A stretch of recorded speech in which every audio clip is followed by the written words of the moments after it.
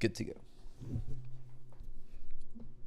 What's good, Denver? I hope you're doing fantastic. So, there's a couple of second most important things in Denver today. One, St. Patty's Day is here, and the children of Denver can rejoice. Also, we got an extra day, an extra day. We got an extra hour in our day, which feels amazing.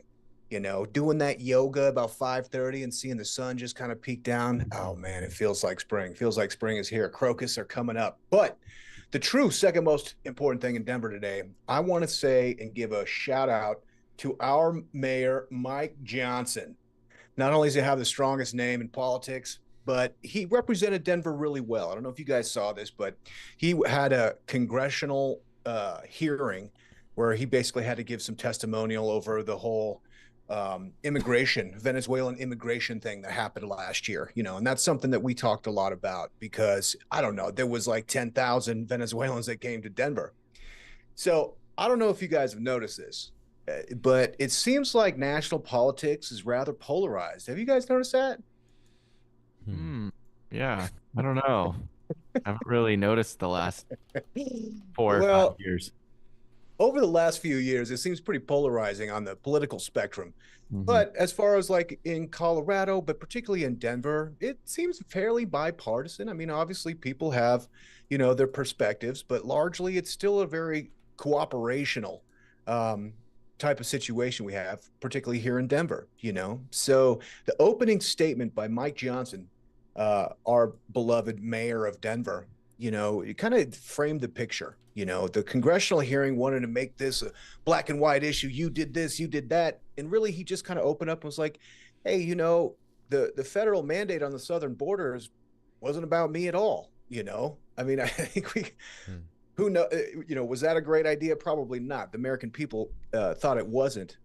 But he was like, but given that we're getting 5 busloads of these guys a day, guys and gals, families and kids, it was our moral obligation to do the best we could with them. And, given the circumstances, I really felt like they did a bang up job. So if he's, being called to testify, and obviously he's getting in the hot seat because there was a video of like some Venezuelan guys in Aurora with AR-15s and handguns. So it's like, on one side, why does Mike Johnson have to be responsible for that? On the other side, it's like, nobody wants that. That's a scary video. But also look at how quickly these Venezuelans are, acclimating to American culture. I mean, they got guns already and they're running around. they're True. they're True. red, gold, or red, blue, and white right there. No, I'm just kidding. But I did really like his opening sentiments, and they were kind of coming at him a little bit. But ultimately, I felt like Denver did the American thing, which is like, hey, man, America is more than a constitution. It's also a vibe. And if people are here, like, let's do what we can to take care of them. I thought he did a good job. So I want to just tip my hat to our mayor of Denver for doing that. The first most important thing, the first and foremost important thing in Denver, however, is the Denver Ramen Festival is coming. And we talked about it last week. We're going to talk about it every single week until it gets here because we are running a promo. Tom, I don't know if this is a good time to hit the promo this week or if we just want to talk about kind of how it went last week. We did the promo on TikTok, and it looks like some people kind of responded on Instagram as well. How do we do with that? Oh yeah, no, we got giveaway coming. I mean, maybe we just start off the show with the giveaway. Let's do it. Yeah. Let's select the giveaway recipient from last week. Yeah, and then I have some good information to share later on. So yeah, we'll just get ready. Let me get into the TikTok zone right here. All right. So yeah, we have our Denver ramen. Fuck. now getting all psyched out.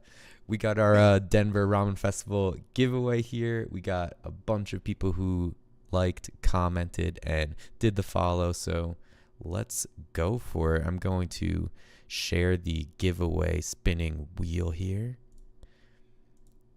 Oh yeah, look at that big wheel of names. I think the only people who can't see it are you guys. That's okay. That's okay. So we got everybody on here who participated, and we are going to see who's the great winner of 2 Denver Ramen Festival tickets for all you can eat ramen and alcohol beverages if you so choose. We're spinning it up. Let's see who our winner is going to be.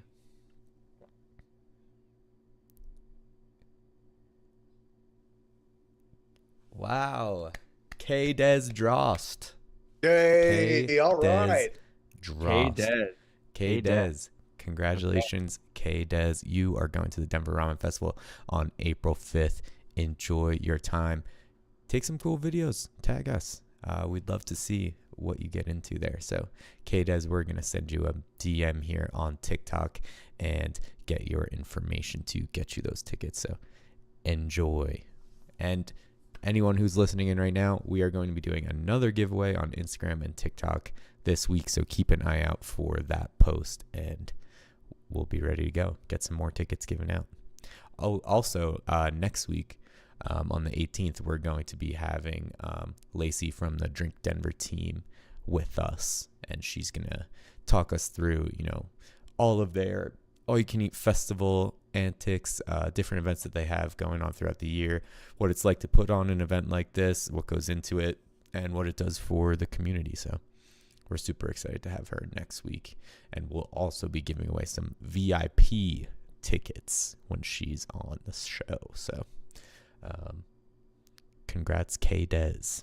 Hey Des, we just reached out, messaged you on TikTok, so just get us back with your email and we will get you those 2 tickets. So cool. Tom, what tool are you using to pick the random winner?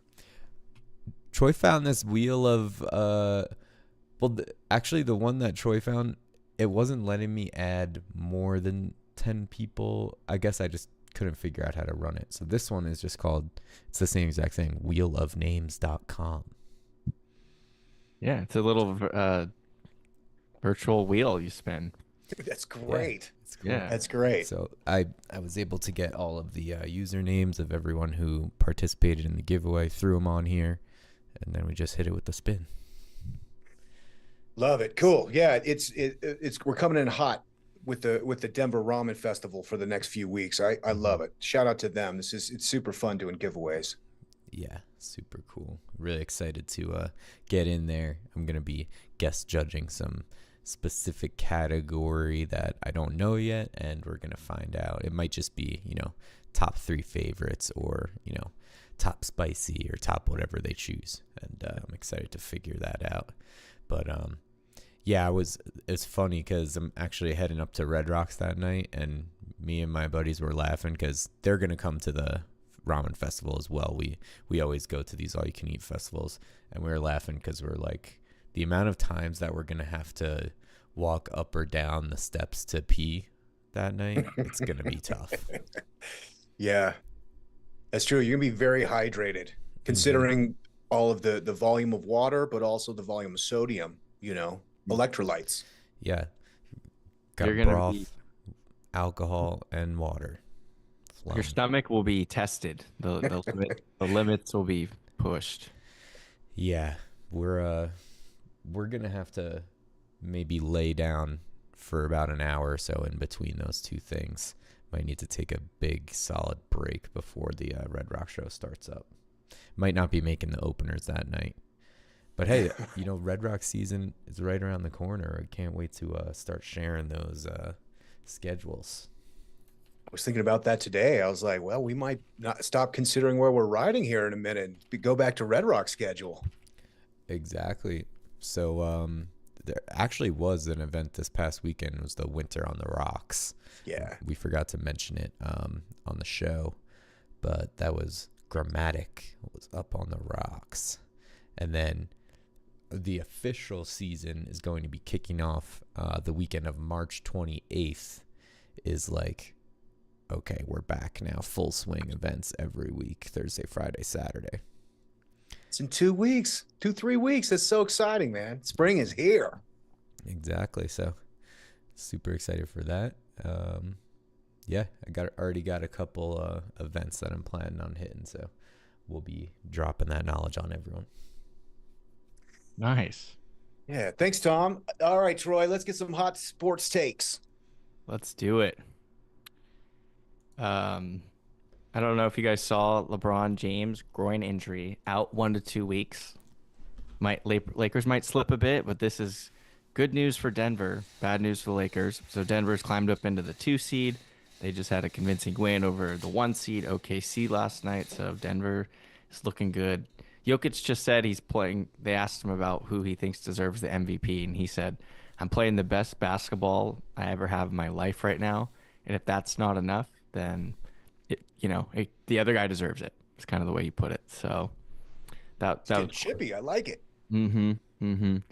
So yeah, LeBron's out. We'll see. They say 1 to 2 weeks, but you never know with these type things. So keep an eye on that.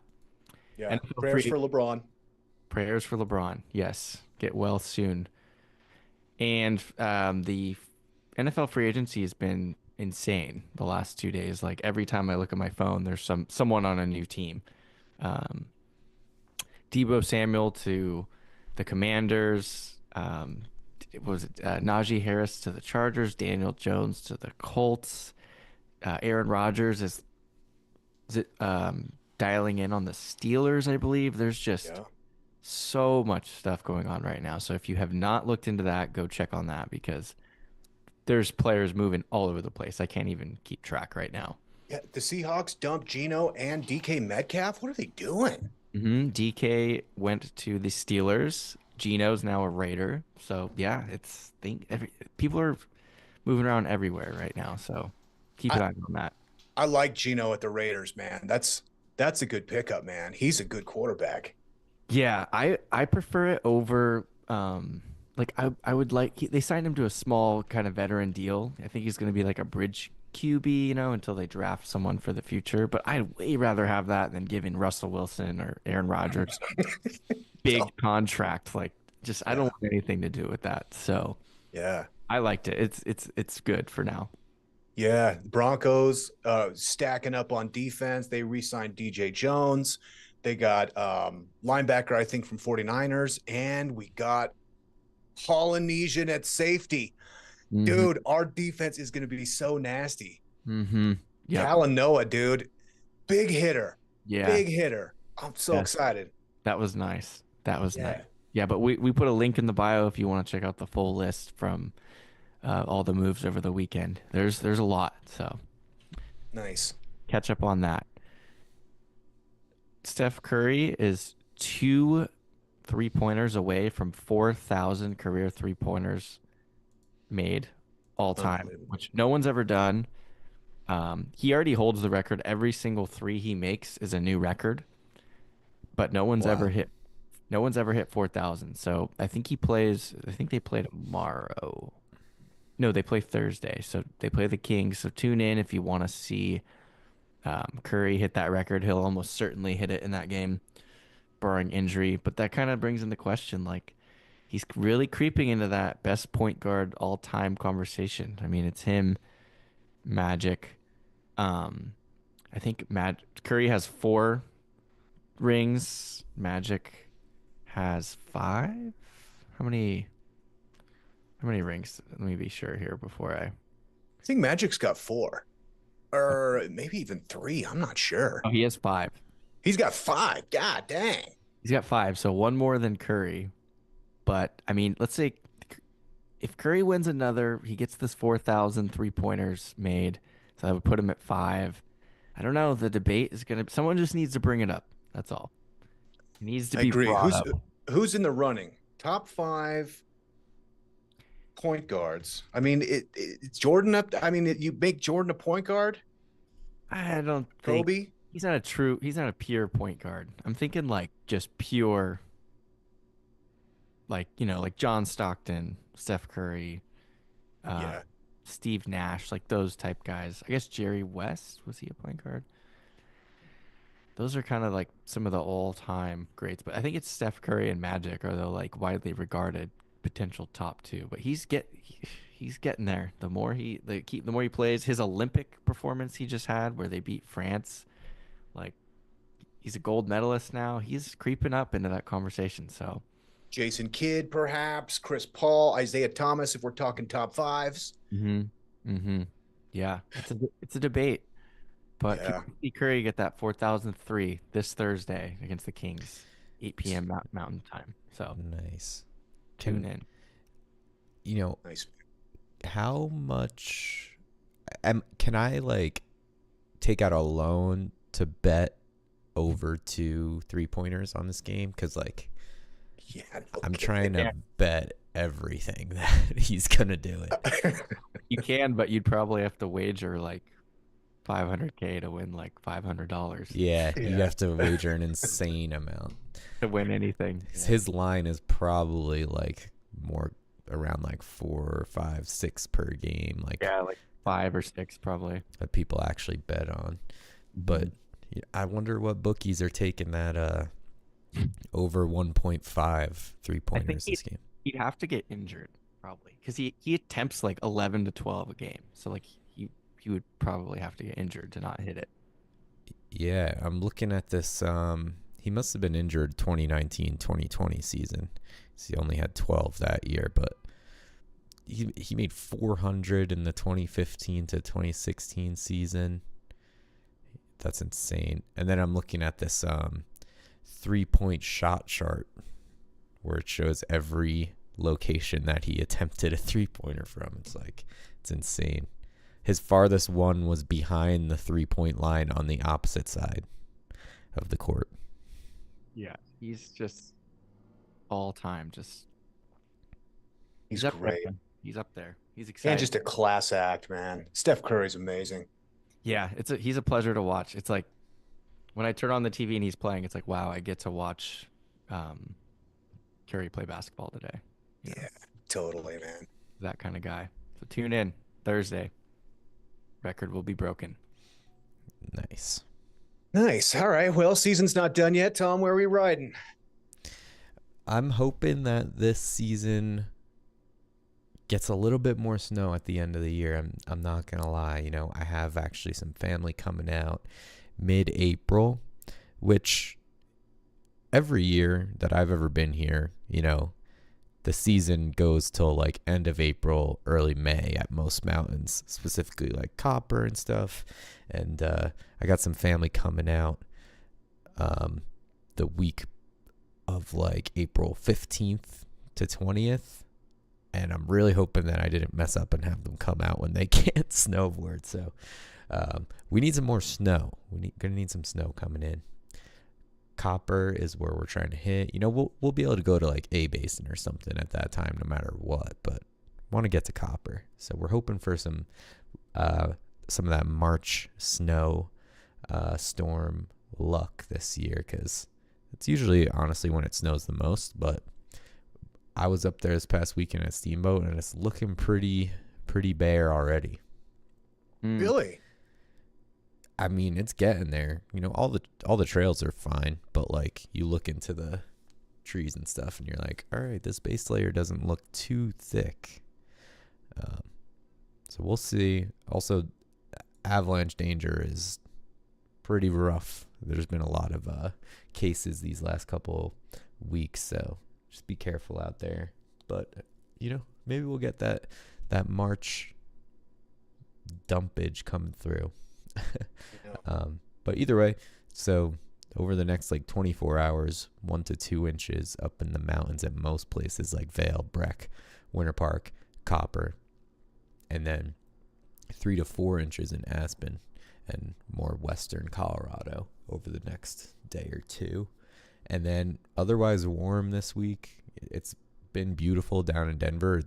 It's starting to feel like this is not going to be the spring fake out, and it's going to stay warm down here.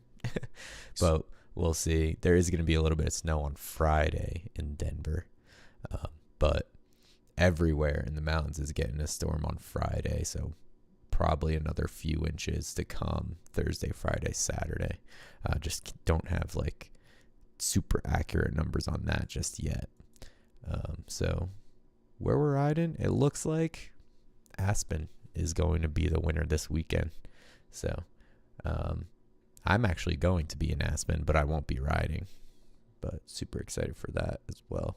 Just hoping that when I drive up on Friday, it's not terrible weather. Yeah. What's going on in Aspen? I have it on my events down here, but I'm gonna go to a show at Belly Up Sick. in Aspen, so I'm excited for that. I've never been to that venue. It's supposed to be super, super intimate and cool. Big names are always there, so check it out. Yeah, Belly Up is awesome. Big name, small room. I've seen a ton of shows. I played some shows up there back in the day. Nice. It's a great spot. Sweet. Yeah, I'm gonna be checking that out. Thanks, man. I've got a couple of news things, but before I go any further, I have to fact check myself. I was given our wonderful mayor, Mike Johnson, his shout out earlier. His name is not Mike Johnston. It's Mike Johnston, obviously. Just realized that. Johnston? Johnston. Yeah, geez. Yeah, good job, Estes. All right, we got a couple of things in the news. Okay. Now, Colorado bill is being offered here that prohibits officers from asking, "Do you know why I pulled you over?" I want to get you guys' take on this because I always kind of appreciate that. It's almost like a sales tactic or something, you know? You're like confessing. So it seems like that's like a good tool in the cop's tool bag. To be like, "Do you know why I pulled you over?" And maybe you got pulled over because you're speeding, and the guy's like, "Is it because of all the machine guns I have in my trunk?" And they're like, "Well, yes, as a matter of fact, it is. Come on, step outside of the vehicle, please." I don't know. I mean, what's the net positive of like taking away that question? I don't know. I don't know. Yeah, I mean, maybe it's to further encourage the officer to state their reason first so that the person knows, but I think it's kind of like a plead the fifth type scenario here where it's like, "Do you know why I pulled you over?" They're basically asking you to incriminate yourself, because if they don't know why they're pulling you over, they're kind of just fishing for a reason to be able to charge you with something. Because if you say, "Oh, it's because I was on my phone," but like they never even saw you on your phone, then they're like, "Oh, yep, that was it. Now I'm going to give you a phone ticket." Yeah, I totally agree. I mean, every time I've been asked that question, I'm just like, what? Yeah, it's like a preliminary part of basically their investigation. I don't think they're actually even looking for a legitimate answer. They just want you to say something that's going to make it easier for them to incriminate you. Like you said, Tom. Definitely. Yeah. So I get it. You can just In say, their "I don't know." defense, You could just say, "I don't know." Like, I don't know. I don't know. You tell me why. Yeah. You know, and they will. I mean, to their defense, they're saying that the roadside is a very dangerous place to be, and anything they can do to minimize the time spent on the side of the road makes the driver and the police officer, you know, more safe. It's like, okay, there's some merit to that. It feels like that's not the only reason, but I don't know, man. I don't find that question too sneaky. And you obviously don't have to give an answer. You can say, "I don't know," but like, why not ask? You know, Yeah. I don't know.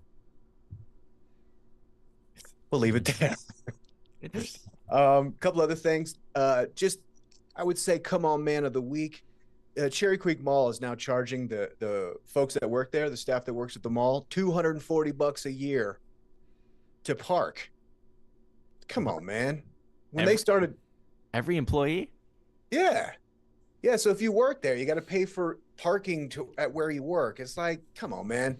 I mean, when they started charging for parking, I mean, you know, Cherry Creek Mall was free parking for like 20, 25 years. And then they're like, "Nope, we're going to start charging you." That was kind of like, oh man, that stinks. But man, the staff, come on, man. Just let them go to work. That is ridiculous. And also, that freaking lot is never full. Have you ever been there on a day where it's full? If it's not like Christmas Eve? No, I know. It's very silly. It just seems like a little backhanded. I mean, you know, you're going to make a couple $1,000s from the staff, but dude, they're just trying to get to work, you know? Yeah, the mall wouldn't be functional without them. So it's kind of backwards. I didn't like it. New bill proposed in Colorado that requires financial literacy for high school graduation. Now, I'm not necessarily always in favor of extra laws, but this one seems like a good one. Now, largely because it's not on the students necessarily, rather it's on the curriculum. And that's something that I've done better than my folks, I would say. No disrespect to my parents, but like teaching my kids about financial literacy, particularly about how to be on the business side of compounding interest. I feel like that should definitely play a role in high school education. Yeah, definitely. It's like several things in that category, or like a few core things you need to understand in life that they just do not teach you. Like honestly, Yeah. financial literacy being one of them. Um, Even like saving money techniques or strategies, or I don't know, taxes, how to do your taxes. Like they don't teach you that kind of stuff. That's important. Very important life skills to have. Yeah. Possibly the most. Mm-hmm. You should at least be required to do like a like fill out a mock TurboTax type thing. Like Yeah. Yeah. without a doubt. Think about that. The first time you have to do taxes when you're 18, you literally have no clue what anything means or how to do anything, and you have to have someone help you, essentially. Yeah. Also, just basic information about how credit works, like how loans and interest and all that stuff, like Ryan was saying, compounding interest. Like, isn't it crazy that you can graduate high school and be like a contributing member of society, even college? Like, a lot of college degrees don't require this type of information, but like, and not know how a credit card works. Like, that's crazy. Oh, no. Or even Yeah, I mean, and the information on TikTok, I saw this guy. They were like, "What would you do with a perfect credit score?" He was like, "I'd get the biggest credit card I could and just go shopping." I'm like, "Bro, no, no." Mm-mm. even like budgeting strategies, like a weekly, monthly budget.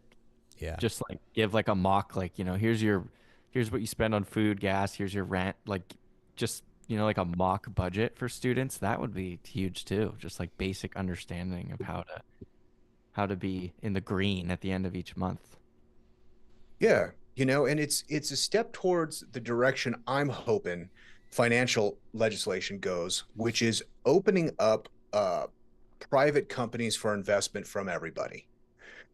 Like now at this point, you have this like gray area of if you're an accredited investor, then you have the opportunity. But, even as an accredited investor, a lot of the opportunities for, let's just say, like all the companies on my P&L, all the companies that I support because I'm a subscriber to them and would love to have an opportunity to invest in that company, but I can't because they're not public. I can't invest in them, not because I'm not accredited, but rather it's $50,000 check to invest in these companies just to get it in the front door, and it just seems like undemocratic. And if you look particularly at like how a lot of these public companies are, like they don't want to go public, they'd rather like play back. So it seems like if you can make an argument that, hey, like every graduating senior has a rudimentary understanding of personal finance so that they're able to take a risk in making an investment in a private company in the same way that once they're 18, they can invest in buying crypto. There's no legislation there. Yeah. And, or, go on and, bet on Steph Curry taking more than 1.5 threes. They can do that when they're 21. There's no literacy test, but for some reason, these big gains you can make by investing in private companies, it's like, oh, well, they're not financially responsible enough yet. Maybe this will get us to the point where we can be like, well, they got through high school, so they must be ready to go. That would be sick. Yeah, that would. Much needed. Much needed. I agree.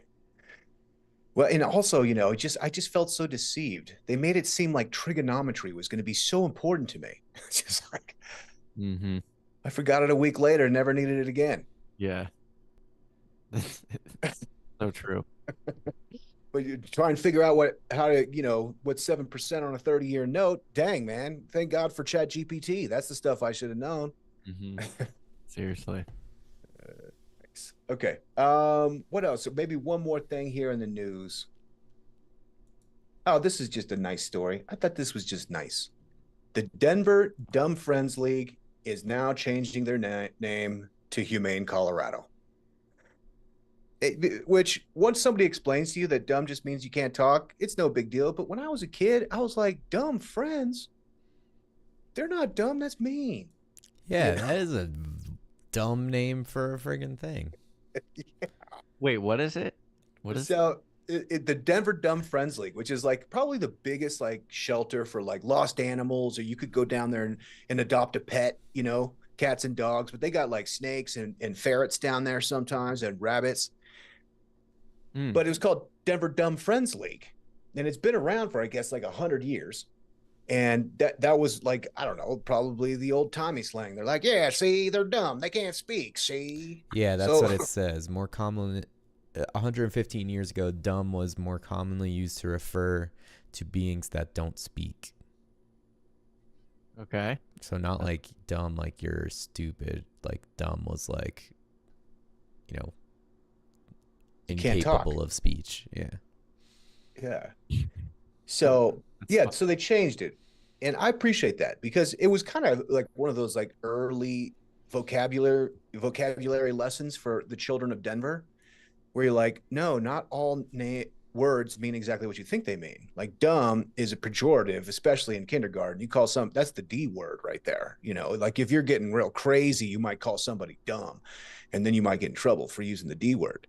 But then you find out, oh no, it actually has this totally separate meaning. That's followed quickly by bitch when you're like, oh, wait, no, bitch is just a female dog. These are like the early vocabulary lessons that are important to kids. But still, that kind of confusion for the children of Denver, it's unnecessary. We don't want to call them dumb friends. Come on, they're nice. Mm-hmm. So this really clears it up. I like it. Humane Colorado, which is an absolutely amazing place to adopt a pet. My cat Bird came from Humane Colorado. So shout out to those guys. Nice. Nice. All right, Tom, what do you got on tap for events this week? Happy about that name change. All right, so the first thing I'm going to talk about is that Aspen show at Belly Up. Lewis the Child at Belly Up Aspen. Ooh. It's going to be solid. It's sold out, so if you don't have a ticket, you're going to be paying to get one because this is a super intimate venue. Let's see what the capacity is at this Belly Up venue. Oops. Belly Up capacity. And it's crazy. I mean, they have huge acts here. One of Rolling Stone magazine's best clubs in America. Capacity 450 people. So tiny little place, but they got a cool stage with lighting, video wall, and like it's a nice kind of dance floor with almost like an elevated back section, right, Ryan? I mean, you've actually been there. I've only seen videos and pictures. Totally. It's like an 8-foot ceiling. It's a small room. It's dope. Yeah. So I'm super excited to check out Belly Up. That's cool. That's going to be this Friday. Go ahead and check the secondary market if you want to get in there, but you're going to have to drop a pretty penny. These types of shows sell out quick, especially for big names like this. You got the shirt on too, it looks like. I actually do have the Lewis the Child shirt. Ready. Shout out. Ready. Yes. Let's go. What do you know? And then we got on Friday as well. We have Eric Prydz at Mission Ballroom. Now, this guy is super well known for the visuals, specifically the 3D type visuals. I do not think this is going to be a 3D hollow show. But man, I did see that once and it was super, super cool. You're in the door there at Mission this weekend for $104. Nice. With all your fees. So check that out if you're staying local. And then I wanted to highlight one St. Patrick's Day, one of the bar crawls, because you know that there's a ton of them. I looked through them. This one looks pretty cool. It is run by Passport. Or sorry, it is starting at the Passport, which is down on Market Street, and it's run by pubcrawls.com. Nice. This one just looks solid. You're getting 7 hours of bar crawl, way more than you could ever need. But you're gonna get a bunch of free drinks. They always say, oh, 2 or 3 drinks included, but in my experience at all of these, you're getting the drink deal at all the bars, and then they're just handing out shots the entire time. So it's definitely going to be an experience for 7 hours. It's starting at 1 p.m. You check in at the Passport bar, and free entry at all the bars you go to. You get your green shot glass necklace while supplies last, and you're going to get exclusive drink specials, St. Patrick's Day themed drinks, food specials. There's going to be photographers there. Just looks like a good one. They don't actually have the bar list on this one, but I just thought, it looks pretty well organized, starting in that very much downtown area on Market Street. So you're probably going to be hitting a lot of places for sure. No doubt. And I think it looks like it starts at 1 p.m. I think the parade is at 10. So you could, pregame the parade it up, get all your beads, and then head right over to the Passport. Nice. Okay, cool. Got the parade right into the bar crawl. It's going to be a heavy foot traffic weekend without a doubt. So yeah. Big time. Nice, man. Enjoy it. Cool. Thanks, Tom. And also it should be mentioned that St. Patrick's Day is not just about drinking beer. It's also about drinking whiskey. And it's about Irish dancing without moving your arms, and red curls, and those shaggy, big white dogs. These are the tenets. Mm-hmm. Definitely. Okay, cool. St. Patrick's Day is on Monday, so that means the parade's happening Monday, right? No, I think it's Saturday. Am I wrong? Let's Saturday see. the 15th. Yeah, it's on Saturday. Over the weekend. Okay. Yeah. Yes, It's on Saturday. Yep. Bar crawl Okay, cool. Saturday, parade Saturday. Nice. I've got a couple of events. Now, one I want to lead in with, which is several events, because we've been following the new compliance for psilocybin in Denver pretty closely the last couple of weeks. And I found this place, the Plant Magic Cafe. Now, I reached out to the founder of this coffee shop because I want to get her on the show and get her opinion. So basically what this is are events and cafe at the Plant Magic Cafe. So they have a whole bunch of events, and it's kind of a ceremonial retreat center. So like last time, some of the licenses you can apply for are in this kind of modality of therapeutics. It's not necessarily like medicine, not medical, rather this is more the shamanistic kind of route. So they've got a bunch of really, really cool resources. So they've got the Conscious Explorers group, Radiant Aging 50 plus. That sounds nice. They have a combo ceremony with Megan Len. I don't know if you guys know what combo is. Mm-mm. They've got an informational meeting about Bufo and 5-MeO ceremonies, which is an online, so you can familiarize yourself with what that is. They've got Sunday service at Plant Magic. Not exactly sure what that is, but definitely want to check it out. ADD, ADHD, and Neurospicy integration circle. I've never heard of Neurospicy. Yeah, I have no idea what that is. Neurospicy. They've got Kriya yoga technology with Lindsay Lamb. That's great. We got to have a new place for yoga. Healing through breath work. And Dose Denver presents Conscious Explorer Circles with Ocio de Wolf. So this looks like it's kind of becoming a leading gathering place for the psychonauts and the people that are interested in this field. I got to go check this out. It's in Uptown, apparently. That looks really interesting. Now, combo, I'm not sure. It looks like you can just go and get combo, which is a venom. Oh, I don't know if it's a venom. I'd have to ask somebody specifically if there's like a secretion from a toad's back. Is that venom, or does venom have to come from like a tooth? I think it counts as venom. Is it not toxins? maybe. Yeah, well, it depends on who you ask, but you get the venom from the toad, and then you burn your skin and you rub the venom on that, and it can create a healing properties, but it also has been known to like cause kind of like massive purging, so like a lot of throwing up potentially.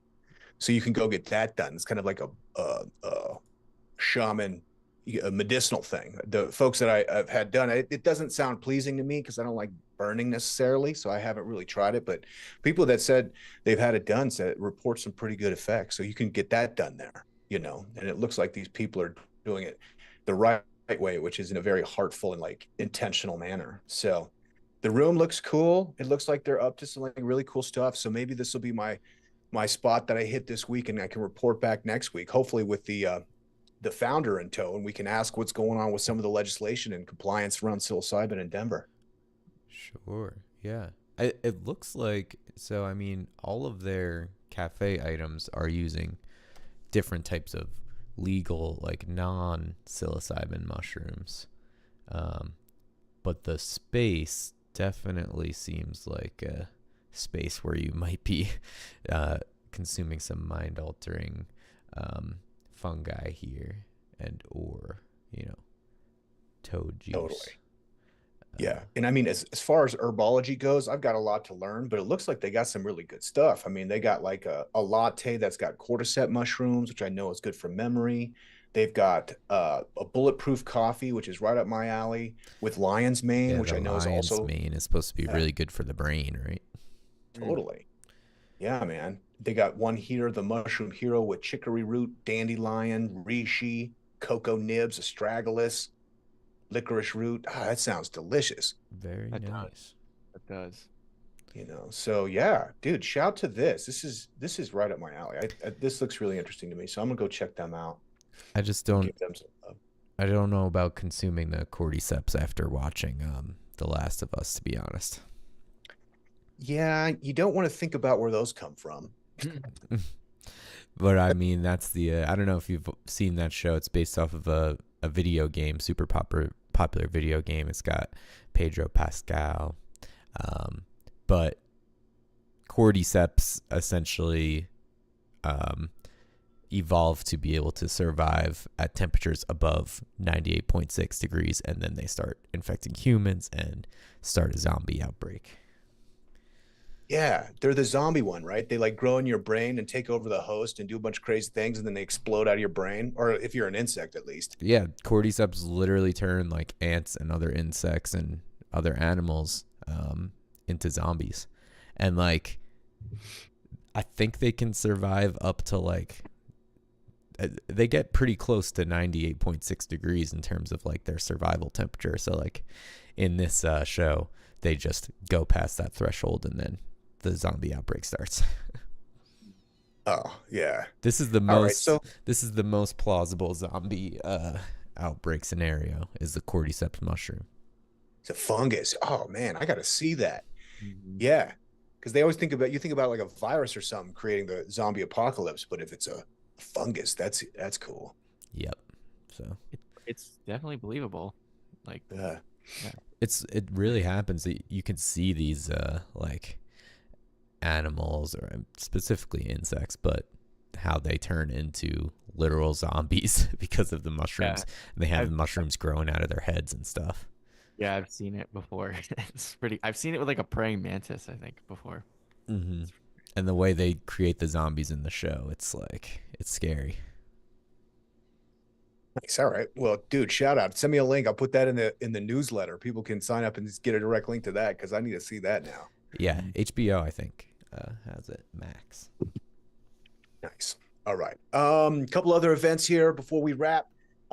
Michelle Ellis, shout out to her. She reached out and she wanted to make sure that we talked about the Denver Home Show, which is 2 weeks away. It is March 21st through 23rd at the National Western Stock Show Complex. This year will feature hundreds of design and renovation experts, including Craig Conover from Bravo's Southern Charm.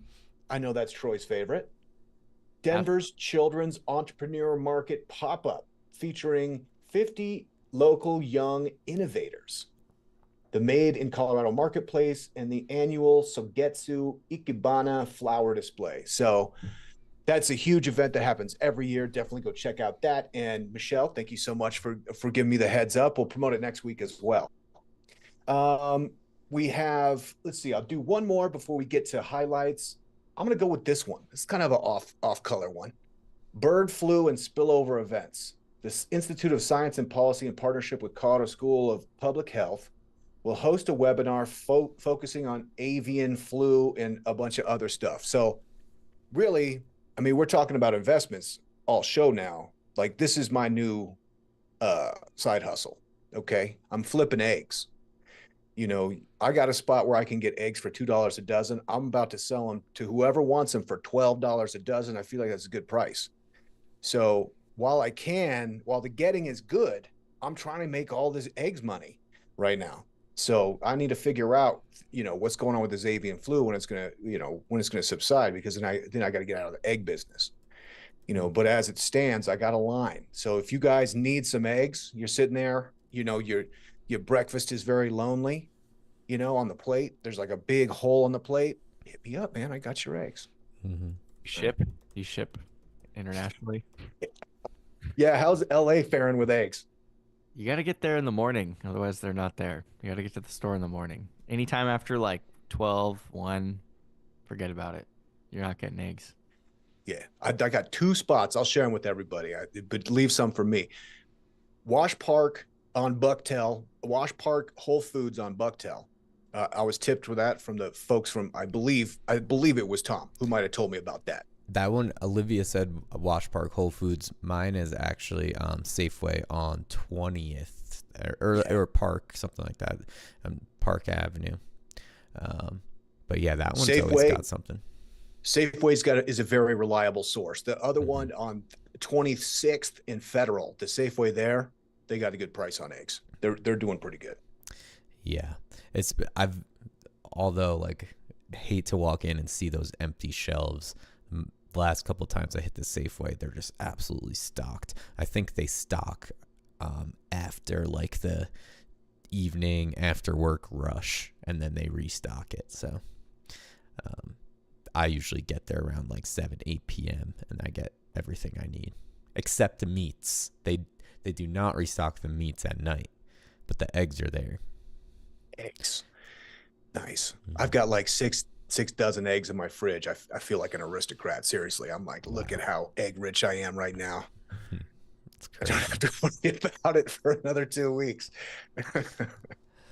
Before you go on to your next event, Ryan, let me hit this. I almost forgot during my events. But prepare your taste buds for the Denver Ramen Festival. April 5th, 2025. It's going to be at the Stockyards Event Center. A day of endless ramen tastings, Japanese cuisine, open bars, live performances, and more. I'm super excited for this. Me and my friends are always all about these all-you-can-eat eat and drink festivals. This one from Drink Denver. There's no better way to go out and support these local businesses and figure out which place has the best ramen in town. I mean, ramen's my favorite, so I'm super excited for this one.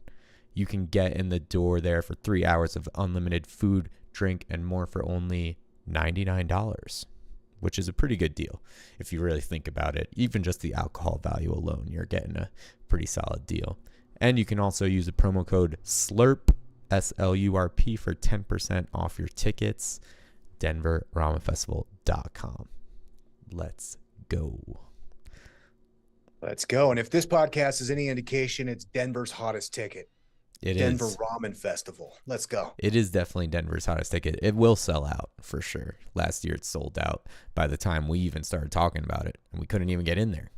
But this year, our proud partners over at Drink Denver, we're going to be pushing this one hard, and we're showing up. We're going to be tasting all the ramens.